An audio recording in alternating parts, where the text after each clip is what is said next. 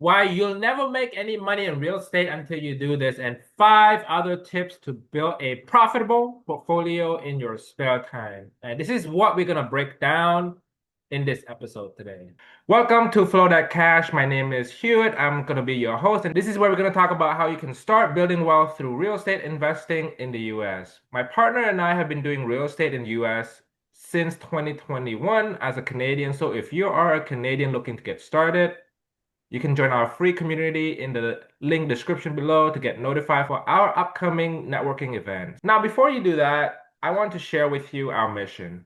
What really drives us is to see other investors win with what we share from our combined 2 decades of experience and wisdom. And we want to be part of your journey. And for this episode, I want to introduce you to Charles. And let me share with you a little bit about why I brought Charles here. Charles turned 5K into a $1 million portfolio in real estate for the first 5 years, and he has managed over 100 properties in 8 cities. So he have experience with remote management and investing. And in terms of his rehabbing ability, he have rehabbed over 100 single family houses for resale or for renting.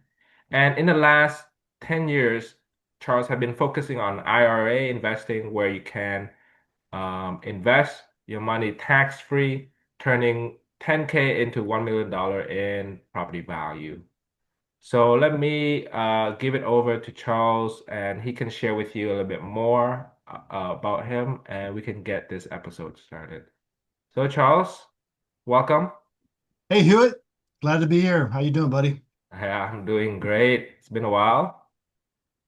Yeah, I was listening to your intro and I was thinking it reminded me when you said he turned 5,000 into $1 million of, Austin Powers, where he says, I'm gonna get $1 million. So I think if your listeners are wondering, like 1 million, that's not very much for 25 years. But I think the key to knowing how I've done it is that I'm basically lazy. I don't like to work. I like to Mhm. have fun. And I've had so much fun, in real estate that it hasn't seemed like work. But now, I'm kind of on cruise control, I think that's where we managing. need to be, right? I think that's where you want to consider work as not work. Yeah, I mean, the things about real estate that I like are a lot of it's just dealing with people and interesting people. Mm. I don't know if you know, but I started in LA 25 years ago, and it's funny because the prices were like a quarter of what they are now, and I thought then that it was overpriced. I've always thought that everything's overpriced every year, and yet it's gone up, except for obviously some exceptions. It's just gone up and up and up. But in the beginning, a lot of the people that I learned from and that I worked with and that I met as I was kind of getting interested in real estate and trying to educate myself were people that really were super smart, but not really fit for any other job. Like they didn't want to work at a factory or in an office, or maybe a lot of them were immigrants who were super smart, maybe doctors from the country they were from, and they came here and they couldn't be a doctor because they had to, spend another 10 years to get certified. So they got into real estate and something they could get into and that was accessible and easy and that anybody can do. And Mm. that's I'm proof that if that pretty much anybody can do it. You Yeah. don't need to be you go Jack Shea used to say you don't need to be good looking or smart or capable, and that's me. So and so anyway, that's anyway, so Awesome. So, Charles, what's one thing that you feel like most people never do that really keeps them from making money in real estate?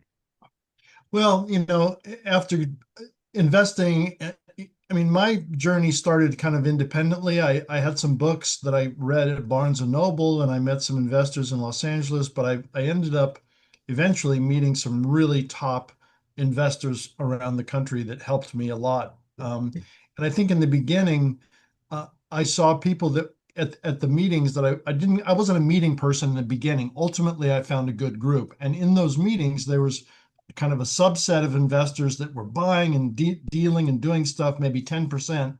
And the other 90% in the meeting were just coming to meetings because they felt that they should get into real estate. And so they weren't taking action. And I think Oh, okay. I think that, it, real estate is really to me, it's really a ready, fire, aim business. You want to get out there and get stuff going. Um, and sometimes it's hard to do that, especially if you're beginning, you don't know kind of where to start. And so I think the number one mistake, if to answer your question, is just not having an action plan and taking some action. There's all sorts of off ramps in real estate where you can make offers, and if it's accepted and you don't like it, you don't have to follow through with it. I mean, there's sort of ethics to that. You don't want to go too far down the road on a deal you're not going to buy, but it's a negotiation in the beginning. Hmm. Um, and so you can make offers that you, even if they're accepted and you decide that you don't like them, there are a lot of ways to get out of them if you find things that you don't like once you get deeper into the deal. The biggest barrier is to not do anything. Yeah, so basically it's be comfortable with taking action with little to no information or with some information and not wait until you have a complete information to take action. And I think that's what keep most people stuck, right? Oh, I totally agree. I think that's what keeps people going to seminars is they want to know everything before they do anything. Yeah, And yeah. I think that's not the right approach. The thing is that you're going to make mistakes and you're going to get things wrong. And you have to know the difference between small, recoverable mistakes, critical mistakes, and mistakes that'll keep you out of business for 5 years, although there are not many of those. So small mistakes might be a common mistake might be that you misprice a property that you put an offer on. Mm. Well, you've got an inspection contingency, you've got ways to sort of to ensure that as you get deeper into the deal that you've made a good offer. And so you don't necessarily need to know that it's the perfect offer when you make it. You have time to figure out where you need to be in the deal. And I believe this really gives me some thoughts, because this is kind of like what school kind of teaches as well, which is to be afraid of failure. And like when you study for exam, you gotta consume all the knowledge before you take the exam. So it's Yeah. kind of like that where people are so risk averse Hmm. that they hesitate to take any action before before knowing all the information. So I Yeah. think we have to unlearn. I think that's something that I learn as well, is to unlearn the things that kind of like stopping you. I think we have enough information out there, and we just don't know now what to unlearn. I think that's something to consider as well, right, Charles? I think so. And I think when you talk about unlearning, I think that the problem is that you want to make sure at all times that you're out of trouble. As humans, we want to be safe. We never want to put ourselves in danger. So we don't want Yeah, to put ourselves in physical danger. We don't want to put ourselves in economic danger. And before we can define what danger is economically, we're afraid. And I yeah, think that fear is the number one emotion that shuts people down from taking action. What if I get it wrong? Uh, yeah, and so there are ways, and that's part of one of the things we were talking for this video about talking about some things that 5 points that kind of ensure that you make the best investments or the best offers. And I think having that information, having those 5 points is sort of your entry point to feel confident to begin to make offers. If you don't know your market, if you don't know how to analyze a property, if you haven't specialized in an area of real estate that you've decided might be right for you, then you're going to have more problems than if you've done those things. And there's a couple others.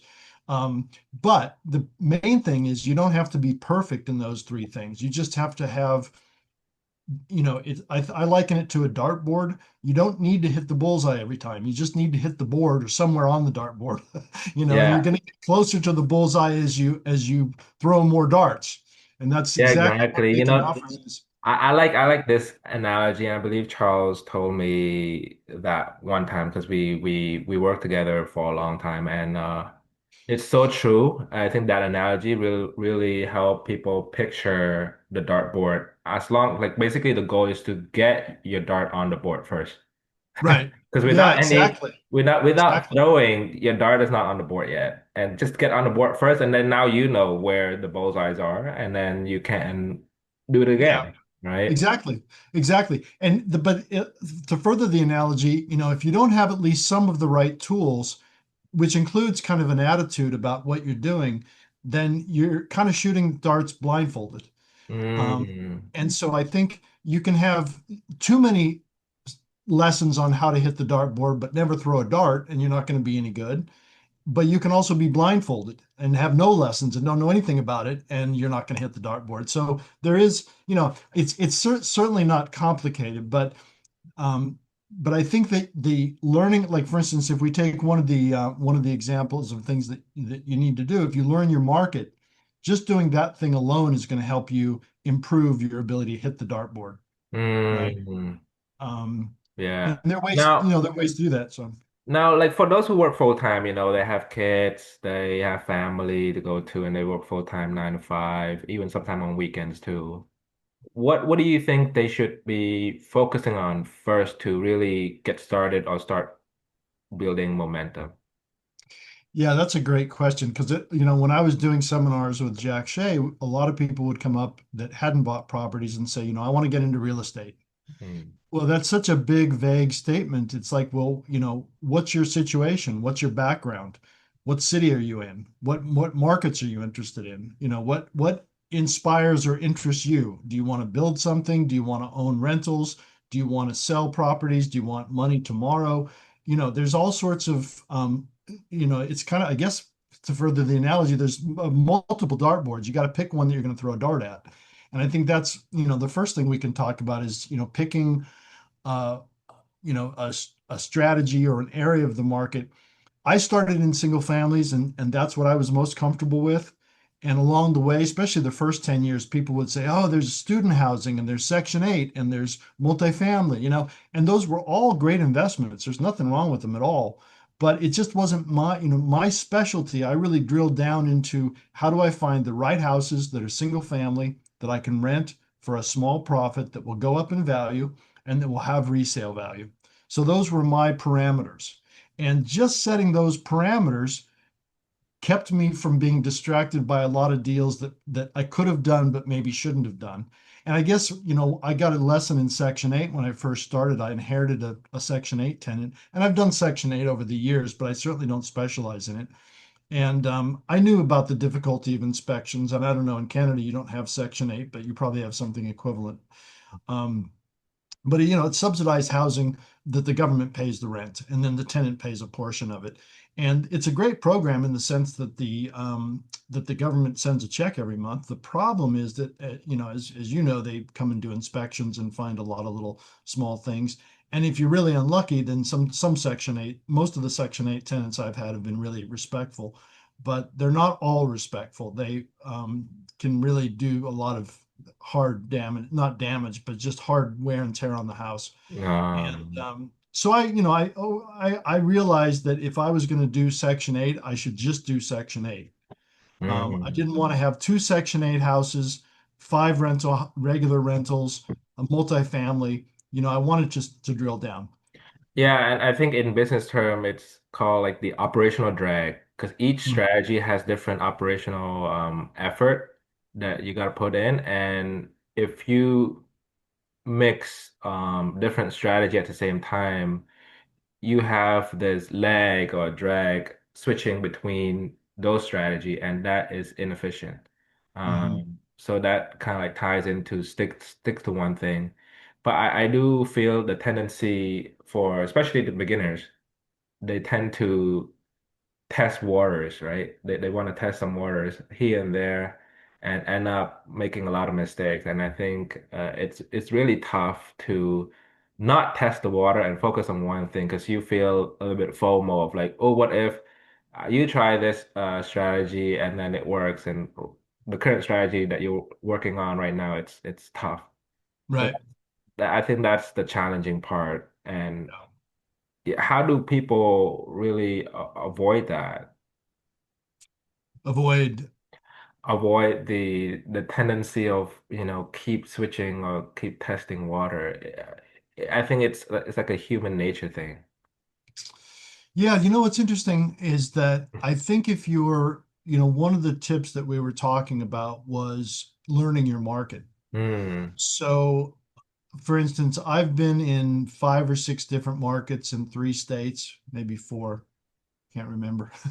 And I've had some properties overseas, but um, so if when I was in California, that was a very different market than Philadelphia. In mm, Philadelphia, now I'm in Florida. I've been in Florida for 15 years. And while I'm in Florida, I also have rentals in Philadelphia that I've kept over the years. So I manage those long distance. And we can talk about long distance management, later or another time.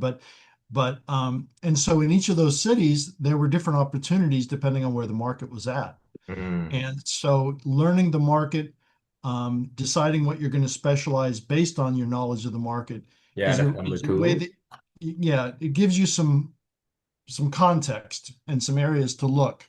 And I don't I believe in having a plan, but being flexible if the data and the information suggests that you should change that plan. So don't just stick to a plan, you know, because it's your plan. The market doesn't care what your plan is. Yeah, You that's know, true. That's true. um, so So, okay, awesome. So now I think we kind of sprinkles all one of those tips or three two or three of those tips throughout the episode. So now let's conclude all those five tips, Charles.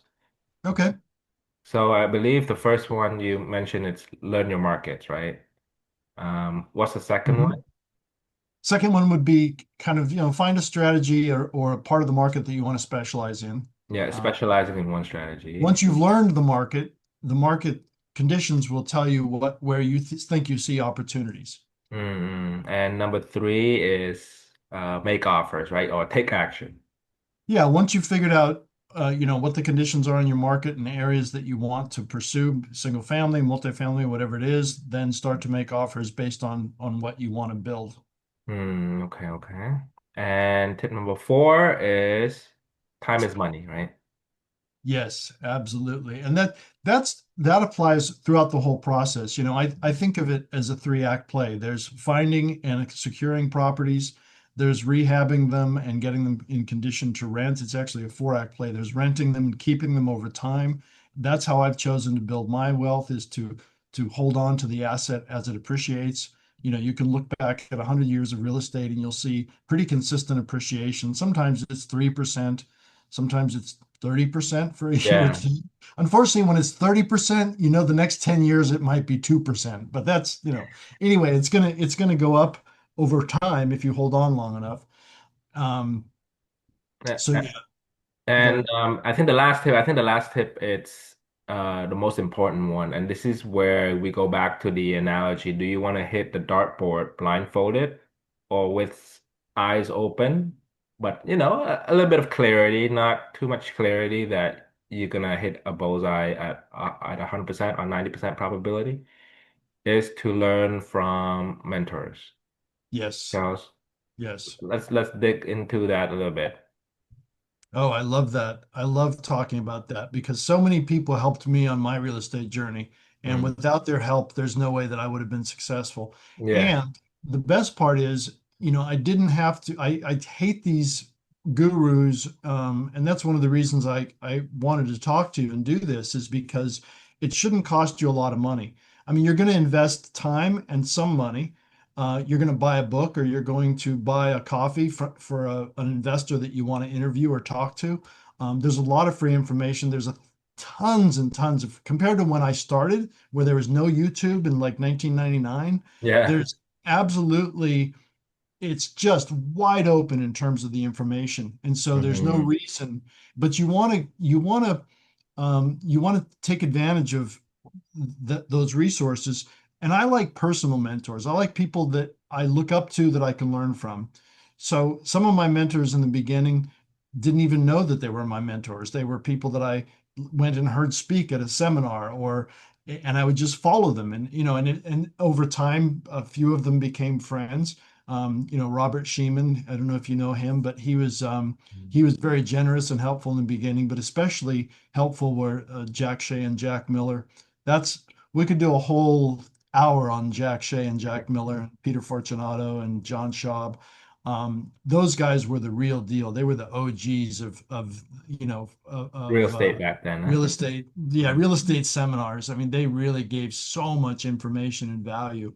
Um, I would just go out. I'd leave a seminar and just do deal after deal after deal based on what I learned. It was fantastic. Um, Yeah, I think that's something that I wouldn't I wouldn't be where I am right now without mentors and coaches as well. And you mhm. know, me at the beginning, I didn't know anyone, so I have to buy my way in with Yeah, somebody. And I believe I spent over 20K so far with coaches yeah. and mentors and courses. And Well, I don't want anybody to think that we're selling mentorships or um, programs or trying to get a piece of your deal because that's the play for a lot of the programs, and I think it's bullshit. You yeah, know, it's terrible. It's stealing to me. yeah, it is. And you know, looking back, I mean, yeah, looking back, I think I didn't learn much. I learned more by actually taking action and meet and connect with people along the way during the journey. And I think that is the real education. Yeah. So, and this is where kind of like the reason why I started this journey in the first place, or this Flow That Cash podcast, is because I want to associate with more mentors or even more investors to really get people together in a room Mhm. or in an event to Yeah. really talk because I think proximity is so important. And you know, the people that doesn't have the same mindset with us doesn't really understand what we have vision for. So I believe a community is very, very important. So if you're interested in learning more or connect with me or Charles through our upcoming events, we're gonna share more information in our community below. So you can, if you want to join, you can click the link in the description below to join so that we can connect more because I love to have some sort of like networking event where we can just talk about real estate. Um, you don't have to talk to you know, me or Charles when you go to the event. You just talk to other people, right? There's going to be many other players in the game, whether they are in the Canadian market or US market. It's just good to talk and connect and meet new friends and new potential business partners too. So I think that's the reason why I do this in the first place. So Charles, any final thoughts? No, just I think the sense of community, that's what Jack Miller and Shea's seminars were about. You go and you meet a lot of people that were doing things. And Mm. that's Jack Miller used to say when he was doing real estate, he felt like he was a one-eyed monster. You know, there were people would reject his offers and turn him down. And then he'd go to a seminar and he realized that the whole room was filled with one-eyed monsters. And real estate can be tough. You get a lot of rejection. That's the nature of the business, and you get a lot of bumps and bruises. That's normal. You got to expect that. But when you get into a room with everybody else that's doing it, it's a good thing. Yeah, So it makes you feel like what you do, it's a good thing. yeah, you're not alone. Yeah. Don't do it alone. Okay, guys. So thank you so much for watching till the end. I look forward to keep sharing these kind of values to you. So please subscribe, like, or share, and message me. Let me know your thoughts. Let me know if you want to learn more about certain topics. I'll bring in expert guests like Charles and many more, especially bring all of my networks that I met during my journey. So thank you guys so much for your time. I appreciate you. Thank you. Bye.